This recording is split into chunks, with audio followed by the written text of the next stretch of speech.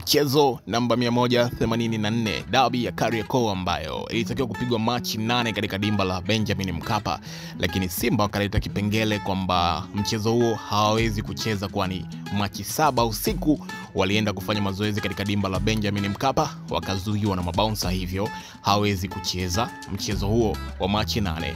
Lakini Machi 8 Young Africans wao wakapeleka timu uwanjani wakisema kwamba tayari wameshamaliza na wanachotaka wao ni alama 3, kwani hawana mchezo mwingine wowote wa kucheza katika dabi hiyo.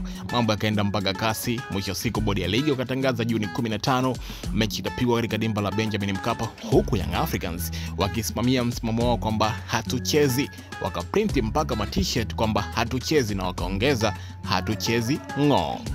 Sasa baada ya marumbano ya hapa na pale juu ya sakata hilo, hatimaye zilianza kuenea picha zikionyesha viongozi wa klabu ya Young Africans na viongozi wa klabu ya Simba wakiwa katika picha pamoja na Rais wa Jamhuri ya Muungano wa Tanzania Mheshimiwa Samia Suluhu Hassan kule Dodoma, ambako baada ya hapo tu hizo picha kuanza kuenea, basi taarifa ikufikia kwamba bodi ya ligi wametoa taarifa kwa vyombo vya habari ambayo inasomeka kwamba bodi ya ligi kuu Tanzania bara TPLB imeusogeza mbele mchezo namba 184 wa ligi kuu ya NBC kati ya klabu ya Yanga na klabu ya Simba ambao ulipangwa kufanyika kwenye uwanja wa Benjamin Mkapa Juni 15, 2025 kuanzia saa 11 kamili jioni.